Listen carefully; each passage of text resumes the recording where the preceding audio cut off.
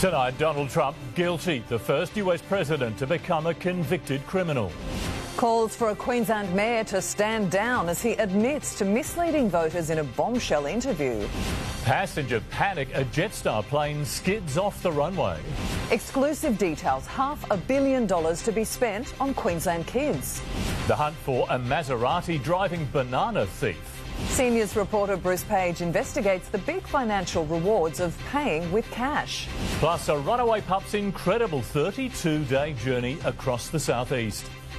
This is 9 News Queensland with Andrew Lofthouse and Melissa Downs. Good evening. It's a historic verdict that has rocked America and the world. Donald Trump, the first former US president to become a convicted criminal. The word guilty reverberated 34 times through a New York courthouse this morning, with the Republican presidential candidate now facing a hefty fine or worse, jail time. Guilty! Guilty! Guilty! A verdict that will reshape America. Count 1, guilty. Count 2, guilty. Count 33, former President Donald Trump found guilty. Donald Trump was stony-faced in the Manhattan courthouse as the verdict was read out. Guilty of all 34 counts of business fraud, hush money payments to cover up an affair with a porn star and influence the 2016 election. The first criminal conviction of a US president, a legacy that will haunt him. We didn't do a thing wrong. I'm a very innocent man, and it's okay. I'm fighting for our country. I'm fighting for our Constitution. His supporters had argued he couldn't get a fair trial in Manhattan. What goes on? But still, they were shell-shocked. Should have been televised. Let the American people, let the world see what's going on here. Cheers erupted in the park across the street. I'm thrilled. It sort of breaks the spell of his escaping consequence. But even for those who despise him, it felt bittersweet. I know regardless of what he does, he's still going to have supporters, so we'll have to see. The real verdict is going to be November 5th by the people. The jury overlooked the flaws of star witness Michael Cohen. So this is a 6-year process within which for accountability to finally be had. Trump's former fixer who brokered the deal for his boss with the head of the National Enquirer, David Pecker. It's a confirmation for me of a lot of things that I suspected were going on and that I thought had crossed a line but couldn't really kind of confirm it in real time. The husband of former adult film star Stormy Daniels said this was a big weight off her shoulders. This wasn't her case. She didn't ask for this. And it was a vindication for the Manhattan District Attorney, who praised his team for following the facts without fear or favour. The only voice that matters is the voice of the jury, and the jury has spoken. Donald Trump will be sentenced on July 11. A jail sentence is possible, but unlikely. Few convicts come with a lifetime Secret Service detail. Until now, Donald Trump's troubles with the law have bolstered his base, but he's now in uncharted territory, campaigning as a convicted felon. This would be a devastating blow for most presidential candidates. But his son Eric filmed as Trump appeared unfazed as both tears and jeers rained down on Trump Tower. From eldest daughter Ivanka, "I love you, Dad." His family sending public messages of support, except for wife Melania. In New York, Alison Petrowski, 9 News. So where does Donald Trump go from here? US correspondent Alison Petrowski has the latest. Donald Trump has already foreshadowed an appeal which will take months to play out and will not be wrapped up until after the November election. Within hours of becoming a convicted criminal, Trump announced he would be campaigning once again, this time here in New York at Trump Tower. In 7 hours from now, he will host an event.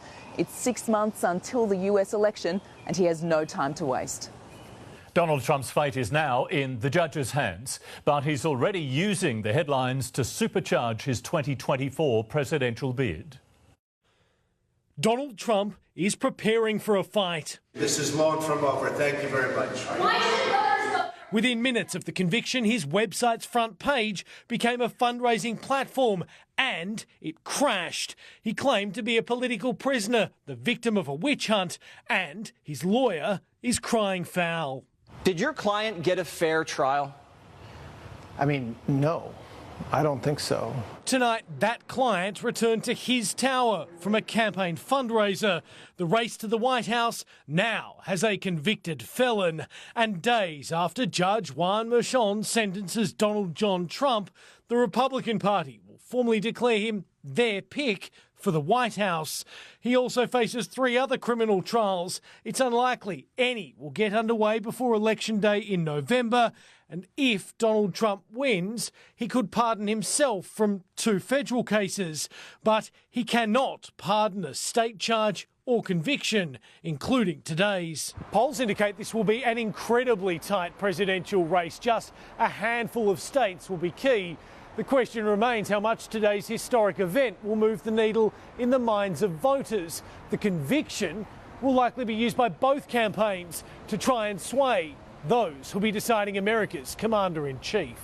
This is a justice system that hunts Republicans while protecting Democrats. President Joe Biden not speaking publicly, instead posting online. There's only one way to keep Donald Trump out of the Oval Office, at the ballot box, a message he will likely spread across the country in the months ahead. The Biden campaign declaring the threat Donald Trump poses to our democracy has never been greater. Watching all this closely from afar, an AUKUS ally. The relationship between Australia and the United States is a relationship between nations, not just between individuals. Even with a conviction, the 45th president can still be commander-in-chief. If he avoids jail, he can still vote for himself. But state law means he now can't possess a gun or obtain a liquor licence.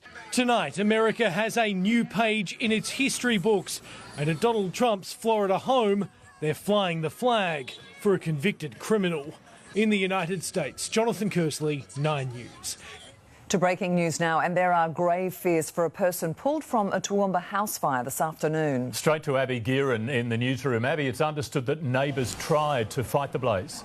It's believed they used garden hoses in a bid to extinguish the flames, Andrew, until fire crews arrived. Emergency services were called to the home on Wallace Street in Newtown just before 3 o'clock this afternoon. Initially, to reports, one person was unaccounted for. Firefighters did manage to pull that person from the home so that paramedics could perform a CPR, but sadly they suffered critical injuries. A second person was also taken to Toowoomba Hospital in a stable condition, suffering some chest pain. You can see from these pictures, damage to the exterior of the building was really quite limited, but it did take crews about half an hour to gain the upper hand. Large volumes of smoke and flames producing from the window of the house. They went directly into search and rescue. Fire crews remain at that scene tonight, Andrew. So do police, who will now investigate the cause of this blaze. Thanks, Abby. The Premier says the Mayor of Townsville should stand down after he apologised for misleading voters about his time in the Army. In a car crash interview, Troy Thompson also admitted he had not completed his university degrees and claimed he couldn't recall facing criminal charges. A mayor with a memory problem. You're going to forget things from time to time.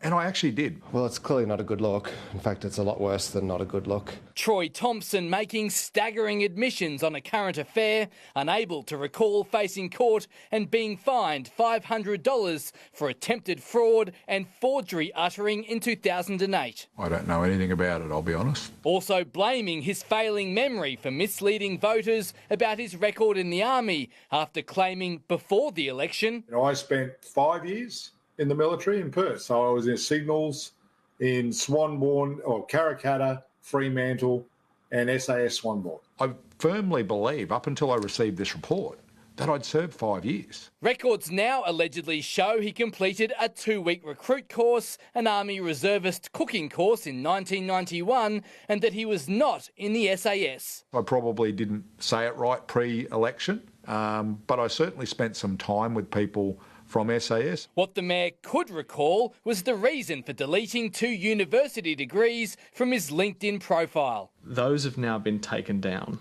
Yes. Why is that? Because I never completed them.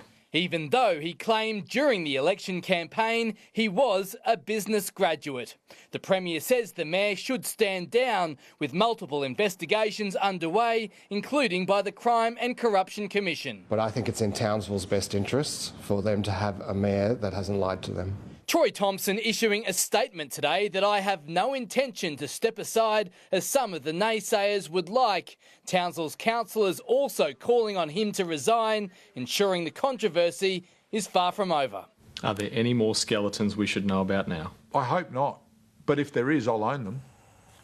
Straight to breaking news now, and the government is set to announce $500 million in funding. State political editor Tim Avia joins us now. Tim, this money, it's going to be spent on Queensland children. Yeah, that's right. And this will be a big part of the Queensland budget, which will be handed down in just over a week.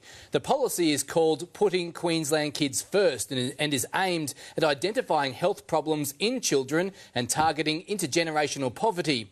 $500 million will be spent on the early years of children's lives to identify health concerns, improve their prospects later in life and lead to a reduction in issues like youth crime. The funding package includes $71.4 million for health checks in a child's first 5 years of life, $67.3 million for behaviour specialists and $42.7 million for family support coordinators, both of these in primary schools. This is to assist teachers with the many students who have learning challenges.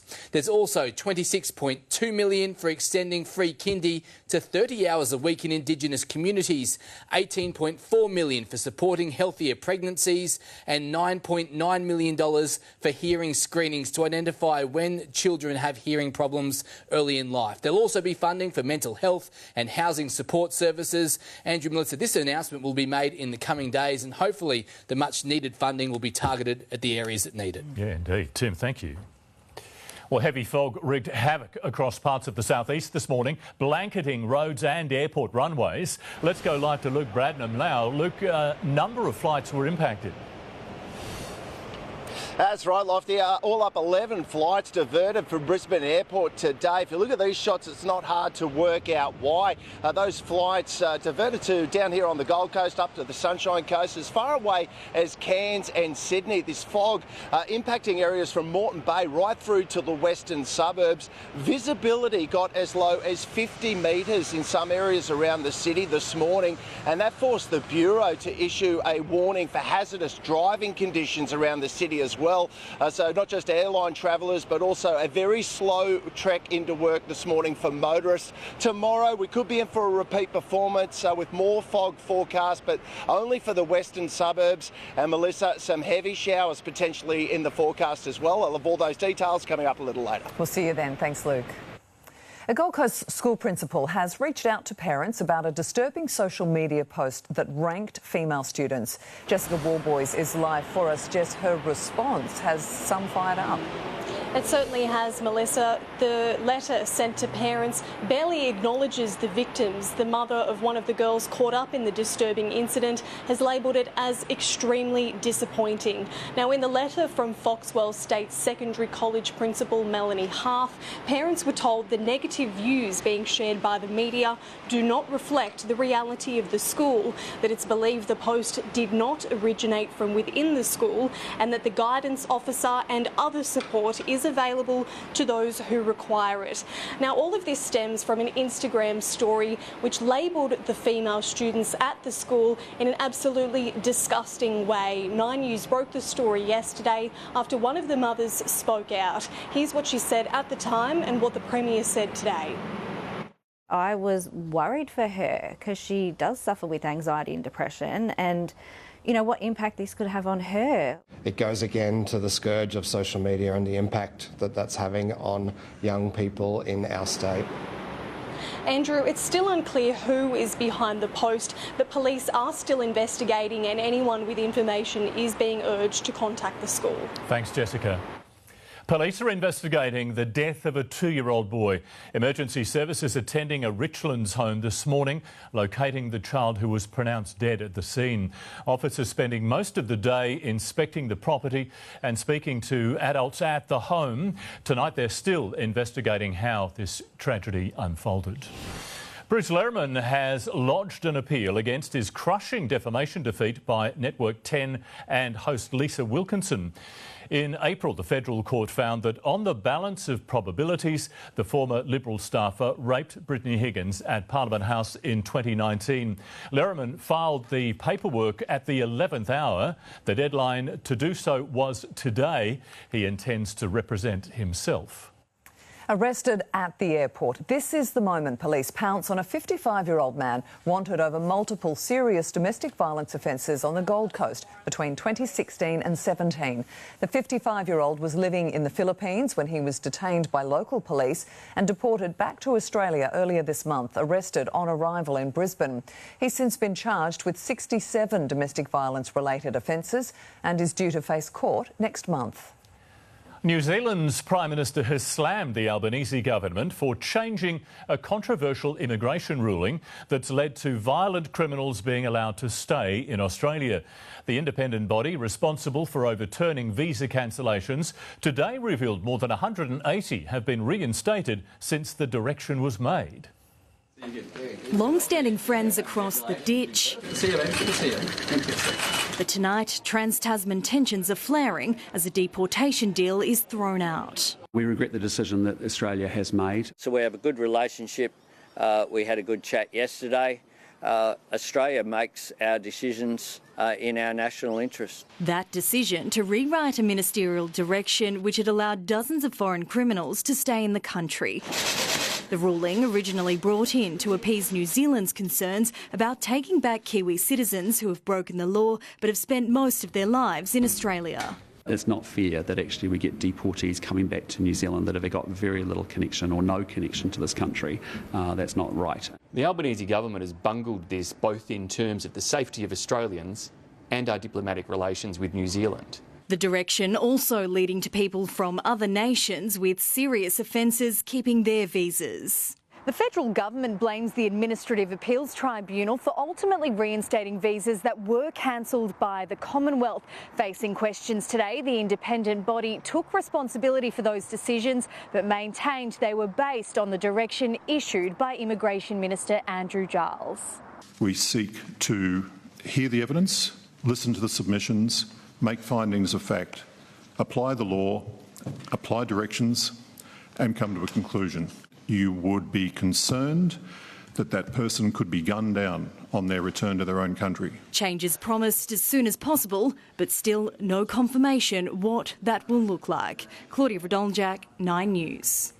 Landing drama. A Jetstar plane skids off the runway after touching down. The details next. A shock revelation on the health of the Perth double murderer. Fears for thousands still missing a week on from a devastating landslide in Papua New Guinea. And at the end of sport, the heartwarming moment, a community comes together to save a lost rescue dog.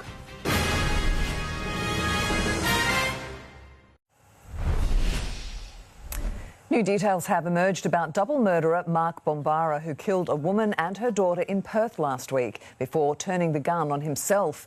Health workers say the 59-year-old had a cyst the size of a cricket ball pushing on his brain.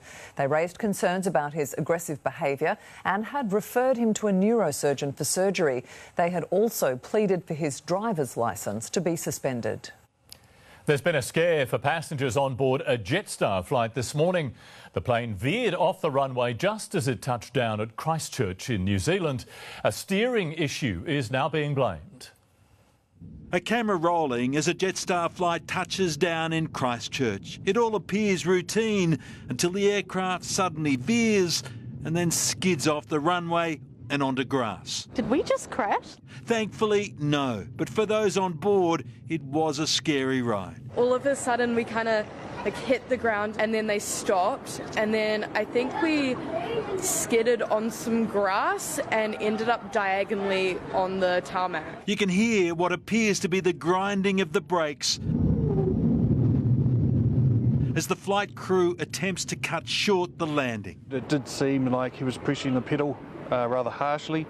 The pilot was quick to jump on the PA. For safety reasons, we've had to bring the aircraft to a stop. And the airline just as swift to explain the cause of the drama. On landing, the crew experienced a steering issue associated with one of 3 hydraulic systems failing on the aircraft. The plane is now grounded after the bumpiest of landings. I'm from Christchurch and trauma from all the earthquakes, and I haven't been back much since, so kind of was like a welcome home, here's some more trauma for you. Nerves rattled, but no harm done. Damien Ryan, 9 News. Rescue teams in Papua New Guinea have ruled out finding survivors a week on from a devastating landslide. At least 670 people have now been confirmed dead, but there are fears for more than 2,000 others. Treacherous terrain and a lack of heavy machinery have slowed down rescue efforts. Bruce Page joins the Cash campaign. Tonight, the big rewards for paying with actual change, plus why it's stopping thousands from falling victim to online scams. That story is in the news ahead. The South East School running out of room. We reveal the alarming ways it's impacting students. A rare update from the royal family as the Princess of Wales undergoes cancer treatment. Hope for those suffering anorexia. Australian researchers trialling a first-of-its-kind therapy. And the Maserati driving banana thief caught ripping off a roadside honesty box.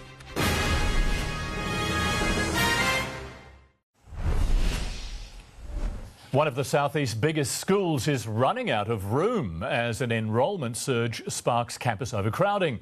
Indooroopilly State High parents say their children's education's on the line, calling on the state government to step in. Indooroopilly State High School in high demand. Amid a capacity crisis, its students feeling the squeeze. My younger daughter in grade 7, she's actually stopped drinking water because she doesn't want to have to go to the toilet. If she has to go to the toilet, she has to spend her entire break in line for the toilet. 16 classrooms were frantically constructed into mountables on the Oval last summer holidays to cater for a 2024 rise in enrolments. But parents claim their kids keep missing out with a shortage of subject-specific facilities for their classes. There aren't enough science labs at this school, and it's the same story for manual arts. We have one hospitality classroom for 2,900 students. There's almost a ticketing system just to get into the library. The school's enrolment capacity was 2,140. The demountable installation pushed that past 2,600. But Indooroopilly's current headcount is 2,824 students. The problem's widespread. According to last year's Education Department figures, several South East schools are bursting at the seams. So we need 17 classrooms in order to start school at 2025. The state government is developing a master plan to determine the school's future infrastructure needs, but parents say they're waiting on a funding commitment and are hoping that will be delivered in the upcoming budget. Stump up the money to build this now and to get it done ASAP. The Education Department telling us in a statement it will seek money to finalise the design this year, but won't pursue funding to actually start construction until the 2025-2026 budget. Abby Gearan, 9 News. Carbon capture and storage will be banned in one of the world's largest underwater freshwater reservoirs under new landmark laws to be brought in by the state government. It means greenhouse gas storage or the injection of a greenhouse gas stream into underground formations will be prohibited within the Great Artesian Basin in Queensland. The laws are expected to be passed before October's state election. Kensington Palace has given a rare update on the Princess of Wales, announcing she won't be attending a key military event next month. It's been confirmed the King will be at the annual Trooping the Colour, but adjustments have been made due to his cancer battle. Pinpoint precision at a practice for the King's birthday parade. This year, the Irish Guards will troop their colour at the annual event. The Princess of Wales is their Colonel-in-Chief and would usually take the salute at a dress rehearsal on June 8. But in a rare public update on her movements, Kensington Palace has announced Kate won't be attending as she continues chemotherapy. We wish the Colonel of the Irish Guards the best wishes for her recovery. And again, the Irish Guards are hugely proud to have her as their colonel and want to put on a really special show this year. Trooping the Colour is a spectacular display of the British military, full of pomp and ceremony when traditionally the royal family watched the fly past from the Buckingham Palace balcony, waving to crowds. Whether Kate will be at the June 15 event is not clear. The palace has announced the King will take part in the Trooping the Colour event, but the capacity in which he does so will be altered slightly at the advice of the monarch's medical team.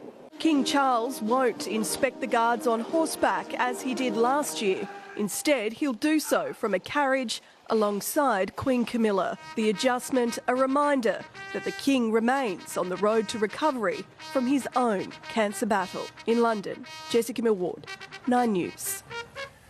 A new trial is giving hope to Aussies with anorexia. The Monash University-led study targeting the biological cause of the condition using electromagnetic stimulation on specific sites in the brain, which researchers will identify in each patient. It's hoped the non-invasive procedure over multiple months will help improve symptoms and behaviours linked to the disease. Caught on camera, the bad apples pinching produce and threatening the future of Queensland fruit and veggie stalls. We're underwater as an endangered species moves into its harbour home. Plus the big financial rewards of paying with cash. Bruce Page's special report.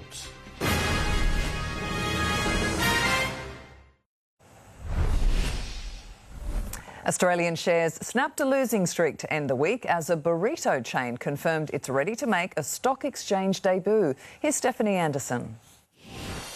Well, Guzmán Gomez, or GYG as it's known, has wrapped up its plans to float. With June 20 crunch time for its ASX listing, the chain will enter with a valuation of $2.2 billion. It comes as the market snapped a 3-day run in the red, closing up 1%. Happy hour at Treasury Wine Estates after it ended 2.8% higher. Bega Cheese also had a win and Woolworths rose 2%. A positive Friday for the big four banks too. CBA ended up 1.3%, ANZ 1.15%. And the Aussie dollar had a fairly solid day. It's buying around 66 US cents and 52 British pence. Checking fuel prices now. The average for unleaded in Brisbane is $1.82. Diesel is $1.96. The average on the Gold Coast, $1.89.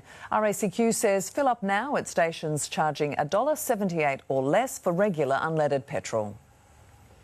The future of the humble roadside fruit and veggie stall is under threat, thanks to a few bad apples stealing the goods. It's prompted one Queensland business to install security cameras on their stands to catch the produce pinchers red-handed. It's downright dishonesty at the Honesty Box. 3:30 in the afternoon and this man in a Maserati has just pulled up at a roadside fruit stall. He loads up with as many bananas as his arms and chin can hold before he splits without paying. If you don't have the money, kids are hungry, grab a banana. It's when someone who's obviously got lots of money feels the need to blatantly just help themselves, that's quite upsetting. Aaron Marsh has 7 of these unmanned banana stalls across Cairns. They work on an honesty system. You can pay with cash, even by card, so no excuses. The produce is just $2 a kilo, less than half of what you pay at the major retailers. We have kept our prices at such a low rate. Everyone's feeling the pinch these days. Mr. Maserati isn't the only one helping himself. Cameras have captured a spike in sticky-fingered freeloaders, and these few bad apples threaten to ruin it for everyone. People know that if they do the right thing, these will stay. If everyone thieves, they'll probably go and everyone has to go to the supermarkets. Aaron's appealing for these slippery banana bandits to do the decent thing. Hope you enjoyed your good bananas. Yeah, feel free to contact us and make payments. Only time will tell if they have a guilty conscience. Emily Perrine, 9 News. A major mission is underway in Sydney Harbour. 101 endangered White's seahorses released into the bay to help boost numbers ahead of a breeding season this summer. The species has declined by more than 50% due to pollution. Artificial habitats, also known as seahorse hotels, have been placed in the area to help the population recover. 9 News spots Queensland's proudest mum. Tom Dearden's ultimate Origin endorsements.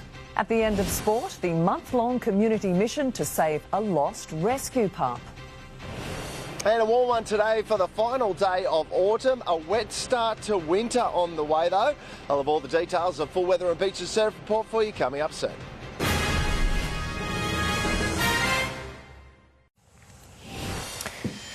Good evening. The added pressure of wearing the Maroons' famous number 6 jersey isn't weighing Tom Dearden down ahead of Game 1.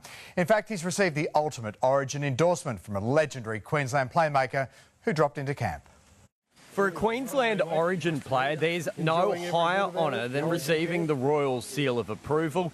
The King making a special visit to the Maroons camp to speak with Tom Dearden, the next in line to wear the famous number 6 jersey for Queensland. I think about all the players that have worn it before me. I think you mentioned it's Wally, it's Jonathan Thurston, it's Cameron Munster, Darren Lockyer. See him fill rather large shoes. I've got full trust that he's going to be able to do that because he's a guy that rises to every challenge that he faces. Oh, it's very special. We know what Wally Lewis is to Origin. The 23-year-old has had to contend with claims he isn't flashy enough to be a playmaker at Origin level. Like every player has their own different qualities, and I really enjoy the competitive parts of the game and all the little efforts, and I think that's where I judge my game. And if I know if I've had a good game, if I've got those efforts and I've competed hard, and I think the flashy stuff probably comes with a bit more experience as well. I think at the moment I just focus really hard on getting those little things done. After making his Origin debut at Suncorp Stadium, Dearden must now deal with a hostile Sydney crowd in his second match for the Maroons. I was lucky enough to be 18th man at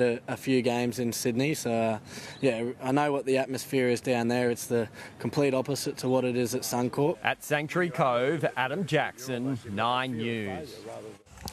Here's a moment to melt your heart. Sienna Lafipo's mum just couldn't let go. So proud of a little girl becoming the Maroons' newest senior player. She'll start at lock, but it's Sienna's versatility, defensive resolve and big game experience that earned the promotion. She played in the grand final last year for Titans, so I think she's ready for it. She's pumped and ready to go. Game 2 of the series is in Newcastle next Thursday. The Maroons hell-bent on forcing a Townsville decider. Wayne Bennett's frustrated Felice Kaufusi will be sitting idle in Maroons camp tomorrow night instead of facing the Raiders. As 18th man for Queensland, Kaufusi won't be released for the Dolphins' round 13 clash. You can go through 3 origins and not get a minute's football, and that doesn't help the player either. But as I said, back to the club's point of view, the club sacrifice a lot in origin time, and we do that, we all get on with it, but I just think that's a bit over the top, personally. In a late team change for the Dolphins, Cody Nikorima is out with the lingering calf complaint, so Anthony Milford starts for the first time this season. The Sharks play the Broncos next week, Cronulla coming off consecutive losses and 3 matches in a row where they've conceded at least 30 points. Just poor defensive lapses, like really simple stuff, in position, missing tackles, falling over each other. Round 13 continues in Newcastle tonight. The Knights host the Bulldogs. Canterbury will arrive without Matt Burton. He's the Blues' 18th man, and like Felice Kaufusi, stuck in Origin camp. In less than 2 hours, the Matildas will take to Adelaide Oval for their second last hit-out before the Olympics. The Tillies looked relaxed on their team walk this morning before tonight's friendly against China. Australia's final match before heading to Paris is in Sydney on Monday. Alex de Minaur is through to the 3rd round of the French Open for the first time in 8 attempts. The world number 11 beating Jaume Munar in just over 2 hours. Thanasi Kokkinakis survived another 5-setter. Down 2 sets, the Aussie stormed home to advance to the 3rd round, where American Taylor Fritz awaits. It'll go down as one of the greatest days of competitive surfing. Chopu again roaring to life for the final day of the Tahiti Pro. There were perfect 10-point rides and heavy wipeouts before Brazilian Italo Ferreira walked away with the trophy. The feared wave will be back in the spotlight again soon. And Chopu is surfing's venue for the Olympic Games. A final simulation diving competition for Queensland's best today before they head to Adelaide to earn their ticket to Paris. Cassio Russo has been training the house down from the 10-metre platform, and he showed again today. He's ready to reproduce the form that won him gold in last year's World Championships. Teammate Maddie Keeney is already booked for the Olympics in the synchronised 3-metre springboard, but she'll have a chance to qualify for an individual spot as well when the Nationals begin on Monday. The trials broadcast live and free on 9 Now. Now, anyone who's ever picked up a golf club can empathise with this. World number one, Nelly Corder, just had one of those days in the opening round of the US Open at Lancaster Country Club. 6 bogeys on the card, plus a 10 on a par 3. The usually faultless American made a total mess of the 12th hole, finding a bunker, then a water hazard 3 times, a septuple bogey, part of her opening round 80. Corder clearly wasn't alone having troubles at that hole. At the end of the day's play, 52 balls lay in the stream. They made every weekend hacker feel just that little bit better about themselves. They have a breathalyser there or not? Thank you. Well, 32 days lost and alone would be a rough time for anyone, let alone an 18-month-old rescue pup. But Maisie had a secret support crew, the local community, united in their mission to bring her home. A tale of an unexpected adventure. Maisie the Kelpie Great Dane Cross crisscrossing the southeast after escaping from a carer's house in Kashmir. She slipped the lead. She went over 6-foot fences, and that was the day that it all started. Maisie was missing for 32 days. She would have been on extremely high alert. It was just constant high alert, very anxious, frightened. She would have been confused. The mini rescue putting the word out on social media for help to track her down. We were able to track her via the community, and then we were able to place the cameras. Maisie disappeared on the 26th of April. A week later, a camera captured her in Clear Mountain. A few days later, someone heard her barking in Mount Sampson before she was spotted curled up on an outdoor couch. Earlier this week, she appeared again on a camera in Kashmir before finally she was captured later that day in Mount Sampson. We all cried, and it was, I think some of us probably thought it was never going to happen because we were still going. You know, it was just the most amazing feeling. It really was. Her saviours thankful for those who rallied to help find the petrified pooch. The community was absolutely incredible. They became our village.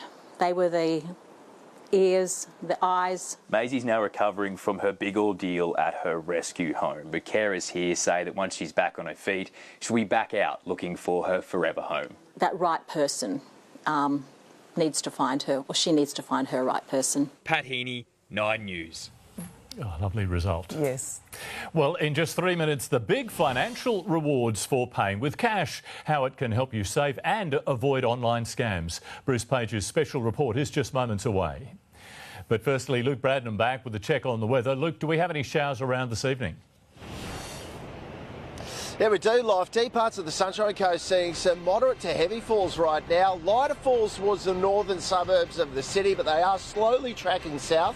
I'll have all the details of full weather and beach and surf report for you coming up next.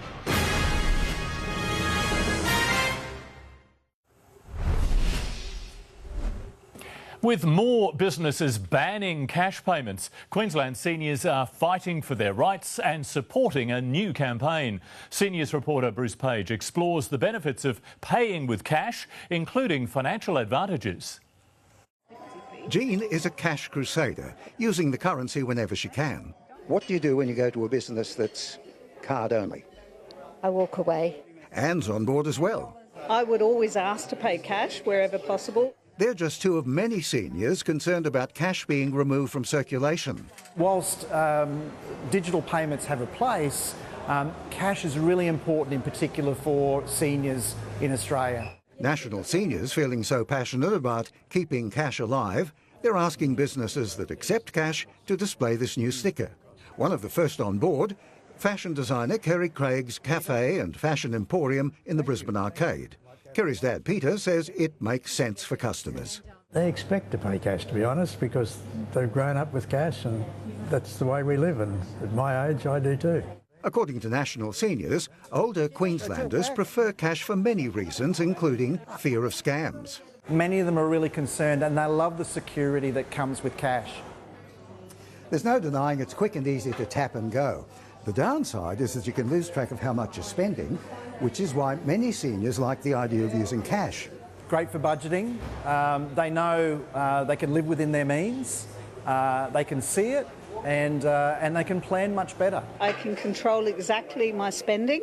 I know exactly where my finances are going. We seniors can support the campaign by continuing to pay with cash and supporting businesses that do. May I pay cash? It's the best way to show the banks, government and corporate Australia in general that cash has a role to play. I think we need to make certain that cash is out there all the time. Bruce Page, 9 News. Well, it's time now for your full weather forecast, and Luke, sounds like we have a wet start to winter on the way. We do, Melissa. Yeah, wet Saturday on the way. That's the bad news. The good news is the showers, we're looking at falls of 10 to 20 millimetres for most areas around the southeast. Not expected to arrive until late tomorrow afternoon, possibly into tomorrow evening. So you should be able to get outside tomorrow and get some outdoor activities done and dusted. If you have a look at today's temperatures for the final day of autumn, our warmest day in a couple of weeks, getting up to 26 degrees in the western suburbs today, 25 degrees down here on the Gold Coast, most of the coastal fringe hovering in that mid-20 range, and the showers we've seen today have mostly been this afternoon up around the Sunshine Coast, just heading in towards the northern suburbs of the city this evening. Tomorrow's weather map shows that rain band heading our way, stretching from the northern tropics down into the southeast of the nation. The further south you are tomorrow, the heavier the falls will be, but all of us can expect some showers at some stage tomorrow.